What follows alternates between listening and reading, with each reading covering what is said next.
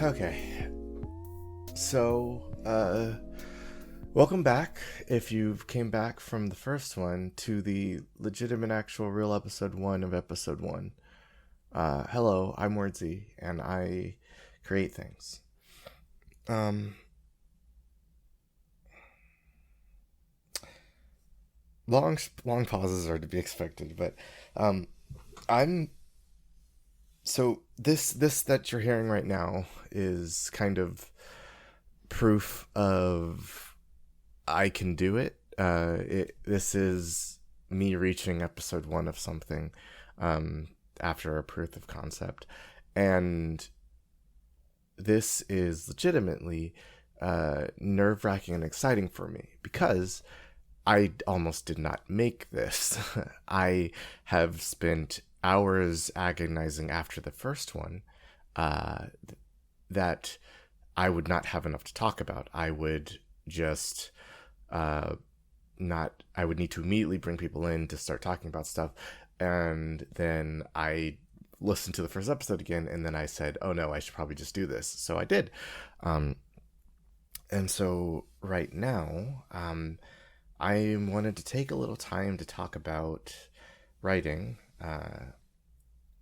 and a couple like things I haven't done, things I plan to do, and why those things are the way they are, I suppose. Um, so let's start with the bad, I guess, or the stuff that hasn't been done. It's not necessarily even bad. Um, I used to write a lot of words on forums for role playing things as a teenager. I figured it was fun and I wanted to get out there more because I was a shy teenager and kid. Um, Not that people would ever think that. I have a weird relationship with people outside of myself. Uh, Listening to myself talking now, I am also a bit more conversational now. I don't know, maybe things feel a little bit more natural, but I spent a lot of time writing it for RP stuff, and that was the first place I started writing, stories for things that wasn't necessary by the school um, that I would go to at the time. uh, and I remember quite a few of those stories, but only a couple of them really I ever wanted to spread out and expand. And they were superhero stories. I really like superheroes and like superpowers, and creating your own characters that have your own unique twist and superpowers sometimes is fun, and I still do it to this day with one of my friends, with all of my friends really. But these superhero stories that I wrote, I wanted to turn them into comic books. I wanted to turn them into movies. I wanted to turn them into just stories that people could read online, and then they never got done for a variety of reasons. And I'll go into those as we go. So the 3 stories that I kind of really fleshed out. One was called Color Burst. It was a story about people who they begin the story captured in some sort of military installation, and all of their eyes are a different color. The color translates to a power. Say red is super speed, black is death touch, white is healing, yellow is electricity, blah, blah, blah. And then when they escape, the story is them trying to, well, escape. In its original context, this story was meant to be played by at least 14 people in a role playing situation, where 7 got to play the people with superpowers, and then those same 7 either those same 7 people or 7 different people got to play the government agents chasing after them, which was fun. It usually ended up being 7 and 7 because I remade the thread a bunch of times. But this story was one that required people in my own head, and I wanted other people to help me write the story. This was my first use of making an excuse for myself. I decided early on that because of how the thread was run, I could not write the story on my own. I needed additional people to come and help me write the story. And I've actually revamped ideas from the story into a D&D game that's actually not completed yet either. But it was something I really wanted and liked, but I could never really convince people, or I could never find a way to bring it up naturally. And thinking now, it probably isn't a good thing to get people to work on, because it's asking, hey, I have this really cool idea. Will you funnel your writing talent into it, rather than, hey, let's come up with things together, which I think is much more, I guess, appropriate and enticing for people. Color Burst was a really good idea, I think, and I'd still like to revisit it someday. But who knows? I never really did that much with it besides the thread and some notes here and there. But we should move on to number two. Number two was the one that got the furthest. It was a story called Ale Blueberries. Didn't make any sense, and it was entirely based around me being a lonely kid. I had a lot of female friends growing up, and I wanted to date them, and to do that, I thought, what if I put them in my story that I'm writing? That'll impress them. Weird idea. But what ended up happening was I made the story and they thought it was cool, but I just kept making the story, and that was the end of that interaction. But Elderberries essentially was, hey, I want to make a sort of anime-ish adventure world, sort of like, I think Avatar was coming out around the time I started writing this, so it was like a journey thing. And the setup was, in this world there are magicians, and they go on journeys to train themselves to become more powerful, to help protect people in the world. And the story was about a fledgling magician named Atris. This is after KOTOR 2, I'm realizing too, and Teal, her like monk protector, because your magician had a protector to help them make their way through the world as they start off weak and grow more powerful. And they were based off of two of my friends, and they thought it was pretty cool. I drew them when I first started doing this, and I still have that drawing, and I love it. I think it looks cool. But I needed a villain for this, so at my job at the time, one of the girls that I work with, I asked her, like, what does she like to do? And she told me magic and hypnotism. So I made the villain a hypnotist female magician who looked a lot like Zatanna from DC. Yeah. I had a lot of very direct influences. But Elderberries went on to be like 2 panels of the start of a comic, and then a more fleshed out idea in a notebook somewhere that was like rules of like the magician like organization, what the evil character was doing. I think her name was Eliza. She was like hypnotizing people to amass her own wizard school thing, and she was just powering them up through nefarious means to combat the good people.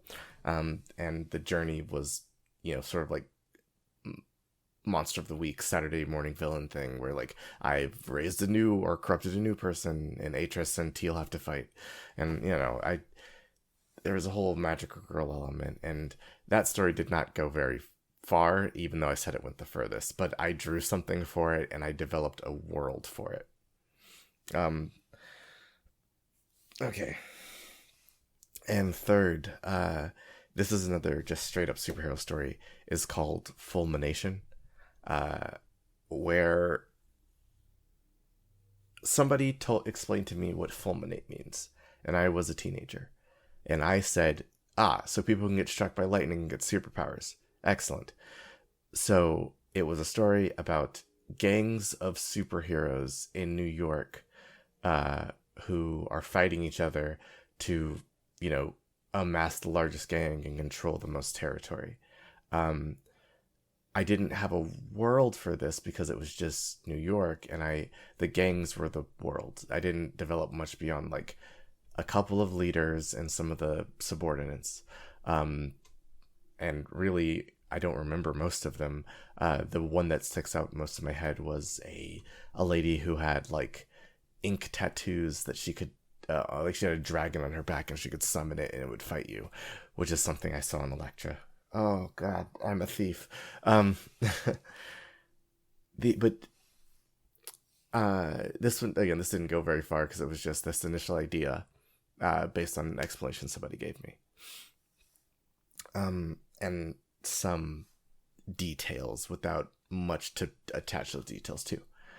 Now, all of those stories, very early on, I really wanted to interact with people, which is why the stories were big ensemble things, or they required multiple people, or they were based on real people.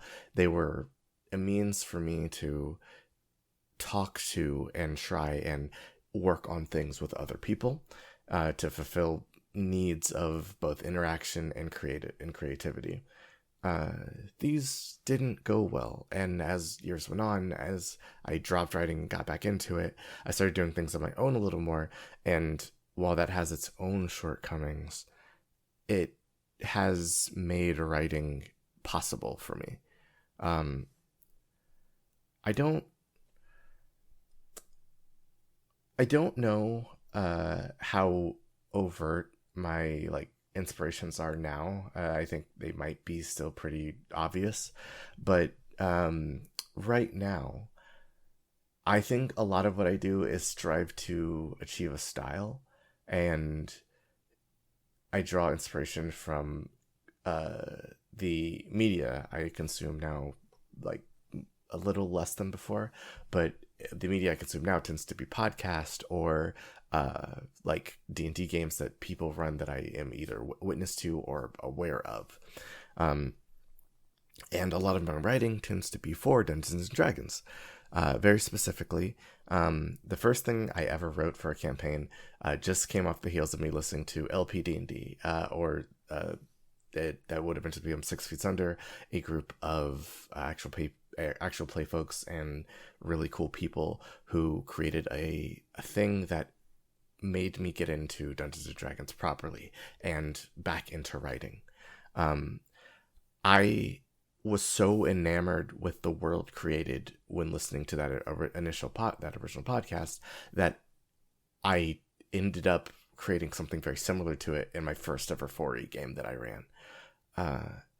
I was very proud of it, but looking back, it could have used a lot of work. And I'll probably talk about it in more detail when I have like a spotlight type thing. But like moving forward from that, as the years went on and I met more people, and I fell into the current group I am in now of friends, I developed two pretty separate friend groups, one of creative types and one of pure consumers. And that has kind of changed how I view output. Very specifically, the same thing I wanted from the initial creations. I wanted to interact with people.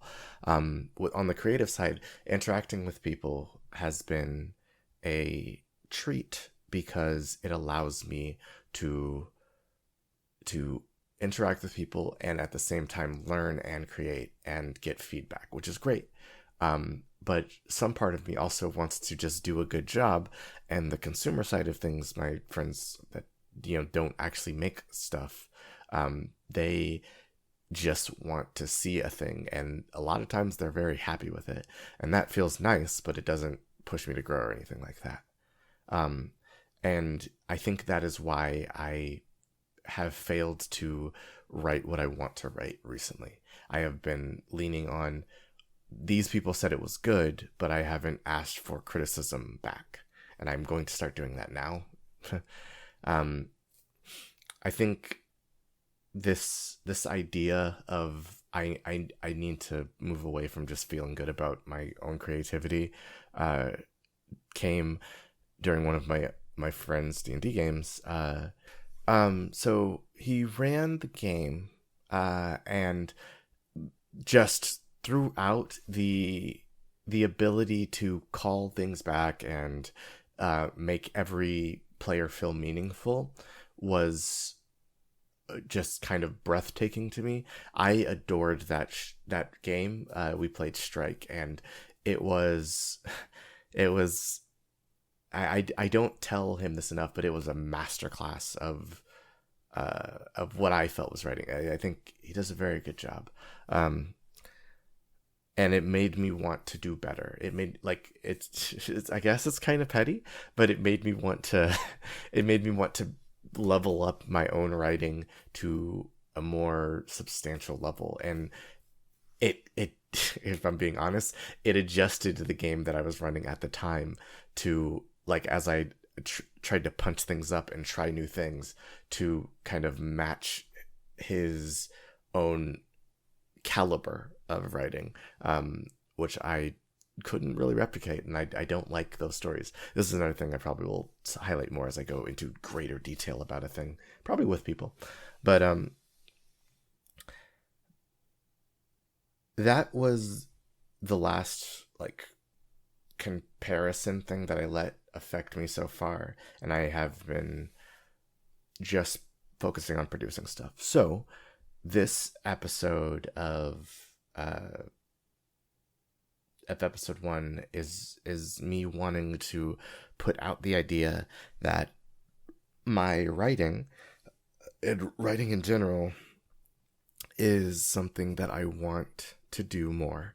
It is something that I want to achieve more, and it's something that I want to achieve more on my own without needing either positive reinforcement all the time or somebody who is better than me at it to spur me along. I want to be able to create that own drive of myself, and that is something that is difficult to do, I think, for a lot of people. This project is me wanting to understand why I can't do stuff, and overcome it. I have achieved that to some degree with this you're hearing right now, but I want to achieve it to greater degrees with things I plan to do in the future. It's not a huge secret, but I'm planning to run an actual play style thing soon, and the writing I've been doing for it, I am so nervous about showing to people, because this is going to be the first time my writing is going to be showed to a group of greater than 30 people, hopefully. that's wishful thinking, but normally, because I'm a fool who runs D&D games with 10 plus people, my writing doesn't go beyond those 10 people and several friends who want to hear my recordings of the games.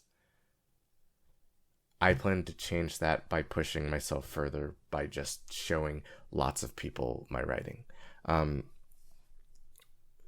My hope is that there will be, like, greatest wish would be enough people watch the thing and then, tell me, hey, I've watched 1, 2, 3 episodes of this thing, and I think this part sucks.